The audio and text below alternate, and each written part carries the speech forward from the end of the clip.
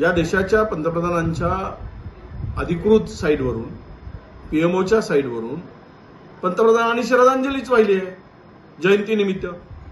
हे जरा डोळे उघडून पहा म्हणा, उघडा डोळे बघा नीट.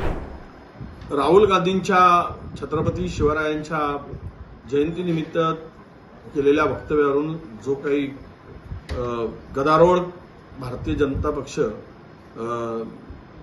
गळा फाटेपर्यंत जो काही गदारोळ सुरू केला आहे, खरं तर ही दुपट्टी भूमिका आहे भारतीय जनता पक्षाची. हे दोगलेपणा आहे. या देशाच्या पंतप्रधानांच्या अधिकृत साईटवरून, पीएमओच्या साईटवरून पंतप्रधानांनी श्रद्धांजलीच वाहिली आहे जयंतीनिमित्त. हे जरा डोळे उघडून पहा म्हणा, उघडा डोळे बघा नीट. फक्त यांना राहुल गांधीच दिसतो. यांच्या डोक्यात राहुल गांधीचं एक यांच्या मानगुटीवर बसलेलं भूत वाटतो. कमीत कमी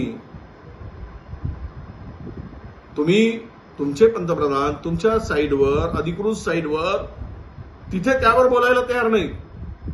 हा दोगलेपणा भाजपचा आहे, लोकांना कळत आहे. केवळ राहुल गांधींच्या बदनामीसाठी आपलं झाकून आणि दुसऱ्याचं बघा वाकून ही जी भूमिका आहे हे यातून दिसते आहे.